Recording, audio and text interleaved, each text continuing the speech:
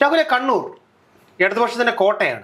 കോട്ടയിൽ വിള്ളലുകൾ വന്നു എന്നൊക്കെ പറയുന്നുണ്ടെങ്കിലും ഇപ്പോഴും ഇടതുപക്ഷത്തിന്റെ കോട്ട തന്നെയാണ് കണ്ണൂർ. അതിൽ തന്നെ തലശ്ശേരി മുൻ നിയമസഭാ സ്പീക്കറായിരുന്ന ഷംസീർ മത്സരിച്ച സിറ്റിംഗ് MLA ആയിരുന്ന സീറ്റാണ്. ഇത്തവണ അവിടെ മത്സരിക്കുന്നത് KP സാജു UDF വേണ്ടി, അതുപോലെ തന്നെ LDF വേണ്ടി കാരായി രാജൻ, BJPക്ക് വേണ്ടി നിതീഷ് എന്നിവർ മത്സരിക്കുമ്പോൾ എന്താണ് കണ്ണൂരിന്റെ ഒരു ചിത്രം? എന്ത് മാറ്റമാണ് വരാൻ പോകുന്നത്? കണ്ണൂരിനെ പറ്റി പറയുമ്പോൾ കണ്ണൂർ തലശ്ശേരി ഞാൻ കൊല്ലത്താണ്. അപ്പം കൊല്ലത്തൊക്കെ കേരളത്തിൽ മുഴുവൻ അറിയപ്പെടുന്നതാണ് തലശ്ശേരി ബിരിയാണി, അറിയപ്പെടുന്നൊരു ബിരിയാണിയാണ്. അതേപോലെ തന്നെ കേരളത്തിൽ അറിയപ്പെടുന്ന ഒരു മണ്ഡലം കൂടിയാണ് തലശ്ശേരി. നമ്മുടെ മുൻ സ്പീക്കറായിട്ടുള്ള AN ഷംസീർ, അദ്ദേഹത്തിന്റെ മണ്ഡലമായിരുന്നു, അദ്ദേഹത്തിന്റെ സിറ്റിംഗ് മണ്ഡലമാണ്. 2 തവണയായിട്ട് 2 ടൈമിലായിട്ട് അവിടെ നിന്നും വലിയ ഭൂരിപക്ഷത്തിൽ വിജയിച്ചുകൊണ്ടിരുന്നൊരു മണ്ഡലമാണ്. പക്ഷേ ആ ഒരു മണ്ഡലത്തിന്റെ ഇപ്പോൾ 2021 ഒരു കണക്ക് നമ്മൾ പരിശോധിക്കുകയായിരുന്നെങ്കിൽ അന്ന് AN ഷംസീറും UDF വേണ്ടിയിട്ട് MP അരവിന്ദാക്ഷനുമായിരുന്നു. അവിടെ ഷംസീറിന് കിട്ടിയ വോട്ട് എന്ന് പറയുന്നത് 81,810 വോട്ടുകളാണ്. അവിടെ UDF കിട്ടിയത് 45,009 വോട്ടുകളാണ്. 36,801 വോട്ടിന്റെ ഭൂരിപക്ഷത്തിലാണ് അവിടെ LDF വിജയിക്കുന്നതെങ്കിലും, ഷംസീർ വിജയിക്കുന്നതെങ്കിലും BJPക്ക് അവിടെ സ്ഥാനാർത്ഥി ഉണ്ടായിരുന്നില്ല. അത് മറ്റൊരു കാര്യമാണ്. അത് BJPയുടെ സ്ഥാനാർത്ഥിയുടെ പട്ടിക തള്ളിപ്പോകുന്നൊരു സാഹചര്യമുണ്ടായി, അയോഗ്യനായി പോകുന്നൊരു സാഹചര്യമുണ്ടായി. അവിടെ ഇടതുപക്ഷവും കോൺഗ്രസും തമ്മിലൊരു മത്സരമായിട്ട്, അല്ലെങ്കിൽ LDFും UDFും തമ്മിലൊരു മത്സരമായിട്ട് മാറി. പക്ഷെ നമ്മൾ ശ്രദ്ധിക്കേണ്ട മറ്റൊരു കാര്യം, 2016 AN ഷംസീറിന് കിട്ടിയ വോട്ട് എന്ന് പറയുന്നത് 70,741 വോട്ടുകളാണ്. അവിടെ UDF സ്ഥാനാർത്ഥിക്ക് കിട്ടുന്ന വോട്ട് എന്ന് പറയുന്നത്, UDF സ്ഥാനാർത്ഥി AP അബ്ദുള്ള കുട്ടിയായിരുന്നു, അദ്ദേഹത്തിന് കിട്ടിയ വോട്ട് 36,624 വോട്ടുകളാണ്. അവിടെ BJP സ്ഥാനാർത്ഥി SK സജീവന് കിട്ടിയ വോട്ട് എന്ന് പറയുന്നത് 22,125 വോട്ടുകളാണ്. 2016 22,125. ഈ BJP എന്ന് പറയുന്ന പ്രസ്ഥാനം കേരളത്തിൽ അത്രയധികം എന്താ പറയുന്ന ഒരു പ്രസ്ഥാനത്തോട് തന്നെ ഒരു വിമുഖത ആളുകൾക്കുള്ള സമയത്താണ് 22,125. സ്വാഭാവികമായിട്ട് 2014 BDJS ഉണ്ടാകുന്നത്. BDJSുമായിട്ട് ചേർന്ന് നിന്ന് പാർട്ടി വളർത്താൻ വേണ്ടിയിട്ട് BJP കേരളത്തിൽ കാലുകുത്തുന്നൊരു സമയമാണ്. ആ സമയത്ത് 22,125 വോട്ടുകൾക്ക് നേടിയെങ്കിൽ, 2016 നേടിയെങ്കിൽ 2026 ആകുമ്പോൾ 10 കൊല്ലം കഴിയുമ്പോൾ അവിടെ BJP ഉണ്ടാക്കാൻ പോകുന്ന വോട്ട് എന്ന് പറയുന്നത് ചെറുതായിരിക്കില്ല. 2021 BJP സ്ഥാനാർത്ഥി ഇല്ലാത്തതുകൊണ്ട് നമുക്കത് ഊഹിക്കാൻ കഴിയുന്നതിനും അപ്പുറമാണ്. ഇപ്പം ആ മണ്ഡലത്തിന്റെ ഒരു ആ മണ്ഡലം നമ്മൾ പരിശോധിക്കുകയാണെങ്കിൽ ഇപ്പോൾ മത്സരിക്കുന്നത് KP സാജു ആണ്. KP സാജു എന്ന് പറയുന്നത് അവിടുത്തെ DCCയുടെ ജനറൽ സെക്രട്ടറിയാണ്. ഇപ്പോൾ കാരായി രാജനെ പറ്റി പറയുകയാണെങ്കിൽ അദ്ദേഹം ഒരു സെലിബ്രിറ്റി ആണ്. ഫസൽ വധക്കേസുമായി ബന്ധപ്പെട്ട് ഫസൽ വധക്കേസ് നമ്മൾ നോക്കുകയാണെങ്കിൽ NDF, അതായത് നാഷണൽ ഡെവലപ്മെന്റ് ഫ്രണ്ട് എന്ന് പറയുന്ന ഇന്നത്തെ SDPയുടെ മറ്റൊരു രൂപമായിരുന്നു. അപ്പോൾ അതിന്റെ നേതാവായിരുന്ന ഫസൽ വധക്കേസുമായി ബന്ധപ്പെട്ട് കാരായി രാജനും കാരായി ചന്ദ്രനും 2006 ഒക്ടോബർ 22 ഫസൽ വധക്കേസ് നടക്കുന്നത്. അതിന്റെ പേരിൽ അന്ന് അതിന്റെ കുറ്റവാളികളായിട്ട് മുദ്ര കുത്തിയിരുന്നത് കാരായി രാജനെയും കാരായി ചന്ദ്രനെയുമായിരുന്നു. അപ്പോൾ സ്വാഭാവികമായിട്ടും കാരായി രാജൻ എന്ന് പറയുന്നത് ചില്ലറ പുള്ളിയൊന്നുമല്ല. അദ്ദേഹം ഇതിനു മുമ്പ് മത്സരിച്ചിട്ടുണ്ട്. അദ്ദേഹം 2021 മത്സരിക്കുന്ന ഒല്ലൂരായിരുന്നു. ഒല്ലൂര് മത്സരിക്കുമ്പോൾ 76,657 വോട്ടുകൾ കിട്ടി. അത് 21,506 വോട്ടിന്റെ ഭൂരിപക്ഷത്തിലാണ് ഒല്ലൂരിൽ നിന്നും വിജയിക്കുന്നത്. പക്ഷേ നമ്മൾ ഈ തലശ്ശേരി മണ്ഡലത്തിലേക്ക് വരികയാണെങ്കിൽ തലശ്ശേരിയിൽ AM ഷംസീറിന് അദ്ദേഹം ഒരു മുഖമായിരുന്നു, തലശ്ശേരിയുടെ ഒരു മുഖമായിരുന്നു. അദ്ദേഹം ജനങ്ങളുടെ ഇടയിൽ അത്രത്തോളം സ്വീകാര്യനായിരുന്നു. അദ്ദേഹത്തിന്റെ സൗമ്യമായിട്ടുള്ള മുഖവും സൗമ്യമായിട്ടുള്ള സംസാരവുമാണെങ്കിലും സ്വാഭാവികമായിട്ടും കഴിഞ്ഞ ടൈമിൽ അദ്ദേഹത്തിനെ സ്പീക്കർ വരെ ആക്കി. അപ്പൊ അത്രയ്ക്ക് ഒരു മുഖമായിട്ട് LDF തന്നെ ഉയർത്തിക്കൊണ്ട് വന്നിരുന്ന ഒരാളായിരുന്നു AN ഷംസീർ എന്ന് പറയുന്നത്. പക്ഷെ അവിടെ കാരായി രാജന്റെ കാര്യത്തിലേക്ക് വരുമ്പോൾ കാരായി രാജനെ ഒരു കൊലപാതകി എന്നുള്ള രീതിയിലേക്ക്, അല്ലെങ്കിൽ ആ രീതിയിലേക്ക് മുദ്ര കുത്തുന്ന, ഇപ്പോൾ LDFിൽ നിന്നാണെങ്കിലും UDFിൽ നിന്നാണെങ്കിലും BJPയിൽ നിന്നാണെങ്കിലും അദ്ദേഹത്തിന് മുദ്ര കുത്തുന്ന ഒരു രീതിയിലേക്ക് പോകുന്നുണ്ട്. പക്ഷെ അവിടെ നമ്മൾ എടുത്തു പറയേണ്ടത് BJPയുടെ കാര്യമാണ്. BJP 2026 മത്സരിക്കാൻ പോകുമ്പോൾ എത്ര വോട്ടുകൾ വാങ്ങിക്കും? അവിടെ BJPയുടെ സ്ഥാനാർത്ഥി എന്ന് പറയുന്നത് നിതീഷ് എന്ന് പറയുന്ന ഒരാളാണ്. സ്വാഭാവികമായിട്ടും നല്ലൊരു സ്ഥാനാർത്ഥിയെ നിർത്തിക്കഴിഞ്ഞാൽ വലിയ ഭൂരിപക്ഷത്തിൽ BJPക്ക് എത്താൻ കഴിയുന്നൊരു മണ്ഡലമാണ് തലശ്ശേരി എന്ന് പറയുന്നത്. 2016 16.7% നേടാൻ കഴിയുന്നെങ്കിൽ 10 വർഷം കഴിയുമ്പോൾ 10% 20% വർദ്ധിപ്പിച്ചിട്ടുണ്ടെങ്കിൽ തന്നെ വലിയൊരു ഭൂരിപക്ഷത്തിലേക്ക് BJP. ഇതില് ഒരു കാര്യം എന്ന് പറഞ്ഞു കഴിഞ്ഞാൽ രാഹുലെ, ഇത് ശരിക്കും പറഞ്ഞു കഴിഞ്ഞാൽ അറിയാം, KP സാജു എന്ന് പറയുന്നത് നല്ലൊരു സംഘാടകനാണ്. അതുപോലെ തന്നെ കാരായി രാജൻ, അദ്ദേഹം ഇപ്പോഴും സിറ്റിംഗ് MLA ആണ്. ഇവർക്കൊക്കെ എതിരെ ഈ ഒ നിതീഷിനെ കൊണ്ട് BJP നിർത്തുന്നത് അത് ഒന്നും കാണാവുന്ന കൊണ്ട് നിർത്തിയിരിക്കുന്ന അല്ല എന്നുള്ളതാണ്. കാരണം ഈ ഒ നിതീഷിനെ നമ്മൾ എടുത്തു വെച്ച് പരിശോധിക്കുകയാണെങ്കിൽ ഇപ്പോൾ നേരത്തെ പറഞ്ഞതുപോലെ അദ്ദേഹത്തിന്റെ പ്രൊഫൈൽ പരിശോധിക്കും. അതിനകത്ത് എനിക്ക് ഏറ്റവും ഇൻട്രസ്റ്റിംഗ് ആയിട്ട് തോന്നിയത് ഈ 1 നേഷൻ 1 ഇലക്ഷൻ എന്ന് പറയുന്നത് BJPയുടെ ഒരു സ്ട്രാറ്റജി ആയിരുന്നു. അതായത് എല്ലായിടത്തും ഇലക്ഷൻ നടക്കുമ്പോൾ ഭാരതത്തിൽ മുഴുവൻ ഒരേ സമയം ഇലക്ഷൻ നടക്കുന്ന ഒരു സാഹചര്യം, അത് നമ്മള് പാർലമെന്റ് തെരഞ്ഞെടുപ്പാണെങ്കിലും നിയമസഭാ തെരഞ്ഞെടുപ്പാണെങ്കിലും എല്ലാം ഒന്നിച്ച് നടത്താനുള്ള BJPയുടെ ഒരു സ്ട്രാറ്റജി ആയിരുന്നു. അതിന് കേരളത്തിൽ കൃത്യമായിട്ടൊരു പ്രചാരണം കൊടുത്തിട്ടുള്ള ഒരാളായിരുന്നു, കോർഡിനേറ്റർ ആയിരുന്നു. അതിനപ്പുറത്തേക്ക് വി മുരളീധരന് ശേഷം ABVPയുടെ ദേശീയ ചുമതല വഹിച്ചിട്ടുള്ള ഒരാളാണ്. അത് ഒരു ചെറിയ പോസ്റ്റ് ഒന്നുമല്ല, സ്വാഭാവികമായിട്ടും തന്നെ വലിയൊരു പോസ്റ്റാണ്. BJPയെ സംബന്ധിച്ച് ഒരു ദേശീയ നേതാവാകുക എന്ന് പറയുന്നത് കേരളത്തിൽ ഇലക്ഷൻ സ്ട്രാറ്റജികൾ ഇപ്പോൾ 2016 പോലും കേരളത്തിലെ ഇലക്ഷൻ സ്ട്രാറ്റജികൾ കൃത്യമായിട്ട് കോർഡിനേറ്റ് ചെയ്യുന്ന ഒരാൾ. ഇപ്പോൾ കേരളത്തിൽ ഒരുപാട് ഇലക്ഷൻ സ്ട്രാറ്റജി മാനേജ്മെന്റ് ചെയ്യുന്ന ഒരുപാടുണ്ട്. അപ്പോൾ BJPയെ സംബന്ധിച്ച് അങ്ങനെ ഇലക്ഷൻ സ്ട്രാറ്റജി മാനേജ് ചെയ്തു വന്നിട്ടുള്ള ഒരാൾ, അത് കേരളത്തിൽ മാത്രമല്ല, അവിടെയാണ് നമ്മൾ ശ്രദ്ധിക്കേണ്ടത്. പശ്ചിമ ബംഗാളിലാണെങ്കിലും ഉത്തർപ്രദേശിലാണെങ്കിലും മധ്യപ്രദേശിലാണെങ്കിലും അവിടുത്തെ BJP സംവിധാനങ്ങളെ ഇലക്ഷൻ ടൈമിൽ ഇലക്ഷൻ സ്ട്രാറ്റജികൾ കൃത്യമായിട്ട് ഉപയോഗിച്ച് ഇലക്ഷന് കൃത്യമായിട്ട് നേതൃത്വം കൊടുത്തിട്ടുള്ളതാണ്. ദേശീയ നേതാവാകുമ്പോൾ സ്വാഭാവികമായിട്ടും ഇലക്ഷനെ നിയന്ത്രിക്കുന്ന ഒരു ചുമതല കൊടുക്കുമ്പോൾ അത്രത്തോളം പവറുള്ള ഒരു വിഷനുള്ള ഒരു സ്ട്രാറ്റജിസ്റ്റ് ആയിരിക്കും.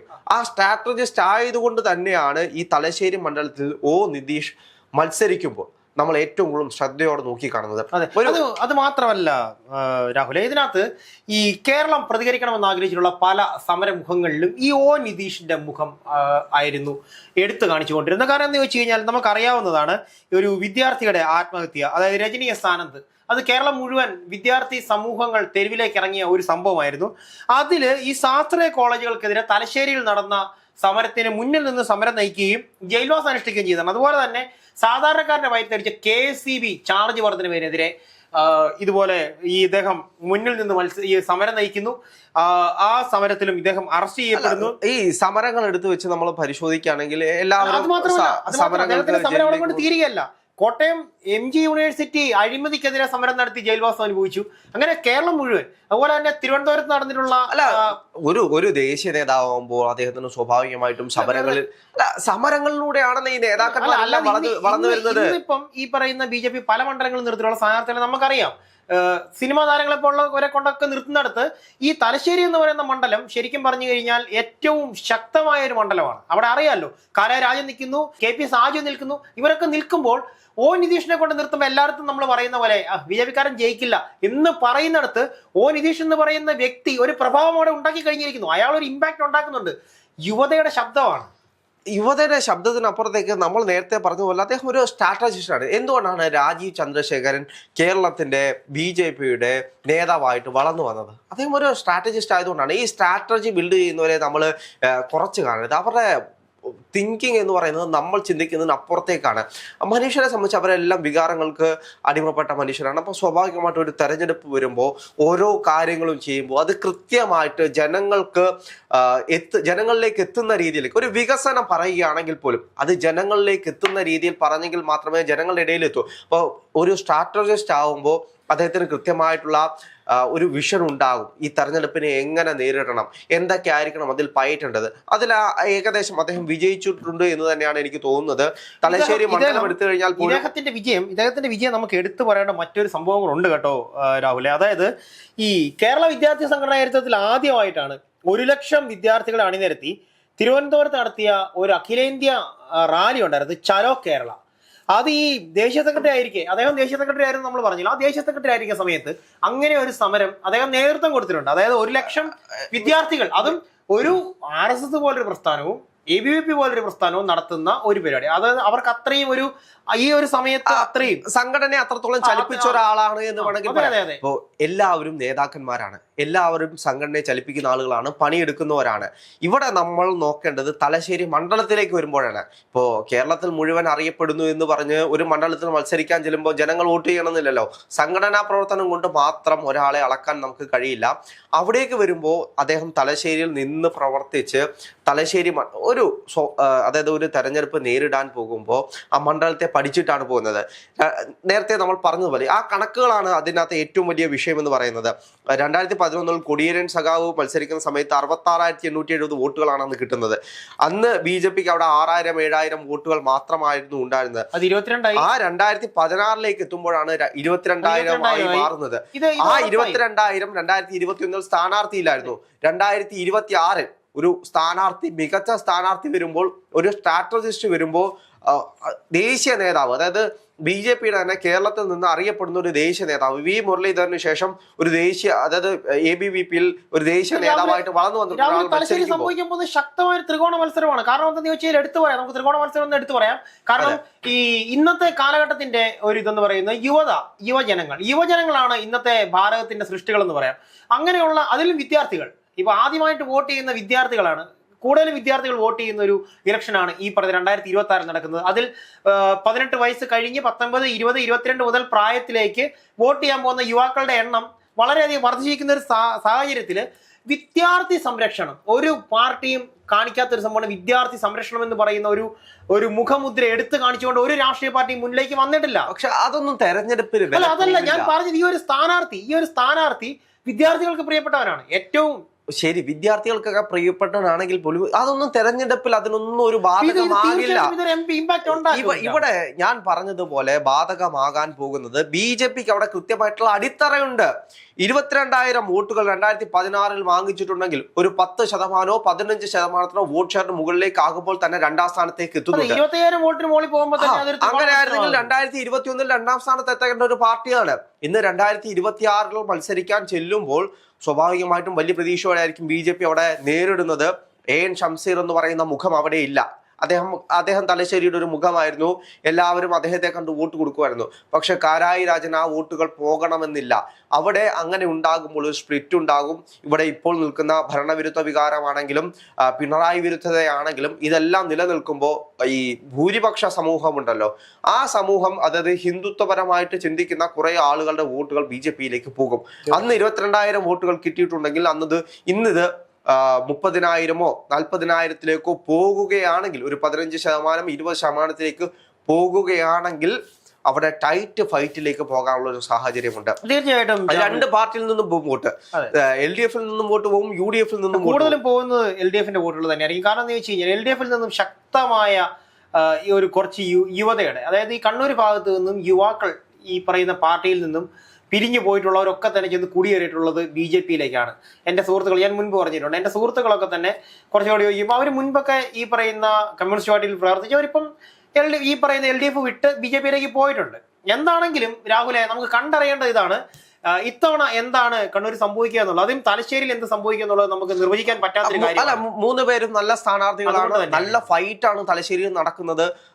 എൻ്റെ ഒരു പ്രഡിക്ഷൻ വെച്ചിട്ട് തലശ്ശേരിയിൽ LDF-നെ മറിക്കുക ബുദ്ധിമുട്ടാണ്. കാരണം 70,000-80,000 വോട്ടുകളുടെ ഭൂരിപക്ഷത്തിൽ വിജയിച്ചുകൊണ്ടിരിക്കുന്ന LDF സ്വാഭാവികമായിട്ടും 60,000 വോട്ടുകൾ വാങ്ങിച്ചാൽ പോലും അവിടെ വിജയിക്കാനുള്ള സാഹചര്യങ്ങളുണ്ട്. പക്ഷേ 2021 2ാം സ്ഥാനത്തേക്ക് എത്തേണ്ട ഒരു പാർട്ടി, ഈ ഒരു കണക്ക് വെച്ചിട്ടാണെങ്കിൽ 2ാം സ്ഥാനത്തേക്ക് എത്തേണ്ട ഒരു പാർട്ടി 2026 മത്സരിക്കാൻ പോകുമ്പോൾ 1ാം സ്ഥാനം ഊഹിച്ചുകൊണ്ട് തന്നെ ആയിരിക്കും മത്സരിക്കുന്നത്. 2ാം സ്ഥാനത്തേക്ക് എത്താനുള്ള എല്ലാവിധ സാഹചര്യങ്ങളും അവിടെ നിലനിൽക്കുന്നുണ്ട്. ഇനി 2ാം സ്ഥാനം കഴിഞ്ഞ് 1ാം സ്ഥാനത്തിലേക്ക് എത്തുമോ എന്നുള്ളതൊക്കെ വലിയൊരു തരംഗം. ഇപ്പോൾ അവിടെ BJP തരംഗമൊക്കെ, ഇപ്പോൾ UDF തരംഗമാണ് കേരളത്തിൽ ഉണ്ടാകാൻ പോകുന്നത് എന്ന് പറയുമ്പോഴും BJP തരംഗങ്ങൾ ഉണ്ടാവുകയാണെങ്കിൽ വിജയിക്കുന്നൊരു സീറ്റായിട്ട് അത് മാറുന്നുണ്ട്. അങ്ങനെയാണെങ്കിൽ എന്തെങ്കിലും ഒരു അത്ഭുതം സംഭവിക്കണം. അപ്പോൾ രാഷ്ട്രീയമാണ്, അത്ഭുതങ്ങൾ എന്തും സംഭവിച്ചേക്കാം. 2ാം സ്ഥാനത്തേക്ക് സ്വാഭാവികമായിട്ട് ഈ തെരഞ്ഞെടുപ്പിൽ BJP അവിടെ ഉണ്ടാകും. 2ാം സ്ഥാനവും 1ാം സ്ഥാനവും തമ്മിലുള്ള ഒരു ഫൈറ്റ് ആയിരിക്കും അവിടെ നടക്കാൻ പോകുന്നത്. അത് എത്ര വോട്ടിന്റെ, ഒരു 10,000 വോട്ടിന്റെ അല്ലെങ്കിൽ 5,000 വോട്ടിന്റെ ഒരു രീതിയിലേക്ക് വരികയാണെങ്കിൽ വലിയൊരു ഫൈറ്റ് ആയിരിക്കും അവിടെ നടക്കാൻ പോകുന്നത്.